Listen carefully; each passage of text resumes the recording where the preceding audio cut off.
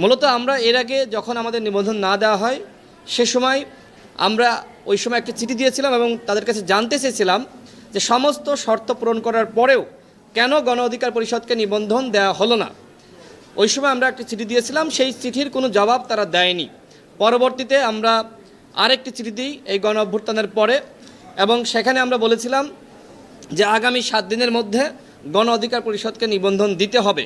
যেহেতু নির্বাচন কমিশন সে সময় একটি তদন্ত কমিটি গঠন করেছিল, সেই তদন্ত কমিটি সেখানে এইখানকার যিনি আইন শাখার দায়িত্বে আছেন উপসচিব, তার নেতৃত্বে 4 সদস্যের একটি তদন্ত কমিটি, তারা একটি তদন্ত প্রতিবেদন দিয়েছিল। সেখানে গত 11/7/2023 তারিখে নির্বাচন কমিশনের তদন্ত দলের প্রতিবেদন অনুযায়ী গণ অধিকার পরিষদের আহ্বায়ক কমিটি বর্তমানে অকার্যকর ও অস্তিত্বহীন।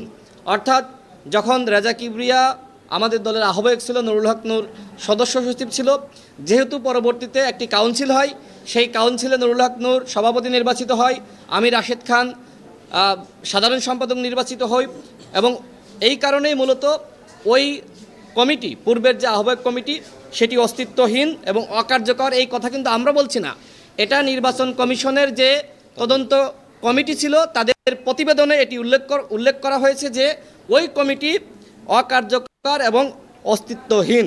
সুতরাং ডক্টর রেজা কিবরিয়া বা তার অনুসারীরা যে আহ্বায়ক কমিটি বলে নিবন্ধন দাবি করছেন সেটা অযৌক্তিক এবং ভিত্তিহীন। অর্থাৎ এখন তারা গণ অধিকার পরিষদের নাম ভাঙিয়ে আবারও এই নির্বাচন কমিশনে আমরা নিবন্ধন পাওয়ার পরে তারা খবর পেয়েছে, গতকাল এই নির্বাচন কমিশনে এসে তারা বিশৃঙ্খলা করেছে, তাণ্ডব চালিয়েছে। এমনকি সচিব মহোদয়ের রুমে গিয়ে সেখানে গুন্ডা পান্ডা নিয়ে ঢুকে টেবিল থাপড়িয়েছে, তার সাথে অকথ্য ভাষায় হুমকি ধামকি দিয়ে তাকে কথা বলেছে। আমরা যারা সরকারি কর্মকর্তা কর্মচারী রয়েছে সবাই তো আওয়ামী লীগের ফেসিবাদ বা দালাল ছিল না, সবাই তো আওয়ামী লীগের সহযোগী ছিল না। কিন্তু এইভাবে গণ অধিকার পরিষদের নাম ভাঙিয়ে নিবন্ধন নীতি আসা এবং নির্বাচন কমিশনে এক ধরনের অবরুদ্ধ করা, এখানকার কর্মকর্তাদের কাছে আপনারা জিজ্ঞেস করেন, এইখানকার সিসিটিভি ফুটেজ আছে সেগুলো আপনারা চেক করেন সাংবাদিক ভাইয়েরা। আমরা সচিবের সাথে কথা বলেছি, তাকে লাঞ্ছিত করা হয়েছে, তাকে অবরুদ্ধ করা হয়েছে, তার সাথে অকথ্য ভাষায় কথা বলা হয়েছে।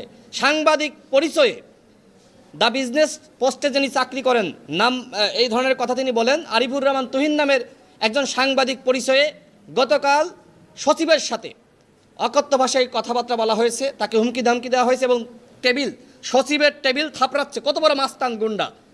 এইখানে কি মাস্তানি করার জায়গা? কোনো কর্মকর্তাকে যদি আপনার পছন্দ না হয় আপনি আন্দোলন করেন, নির্বাচন কমিশনের সামনে আপনি আন্দোলন করেন, এটি গণতান্ত্রিক দেশ, আপনি আন্দোলন করেন, পদত্যাগ দাবি করেন।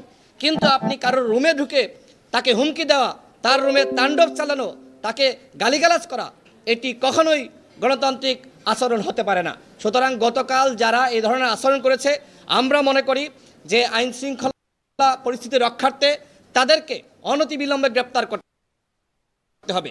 গণ অধিকার পরিষদের নাম ভাঙিয়ে পত্রিকায় যাবে যে গণ অধিকার পরিষদের অমুক সচিবের সাথে বেয়াদবি করেছে, আমরা এইগুলো তো আমরা কখনোই আমরা এগুলো নিতে পারবো না, এর দায় আমরা নিব না। সুতরাং যারা এই ধরনের ঘটনা ঘটিয়েছে আমরা মনে করি তাদের বিরুদ্ধে নির্বাচন কমিশনের পক্ষ থেকে ব্যবস্থা গ্রহণ করা হোক।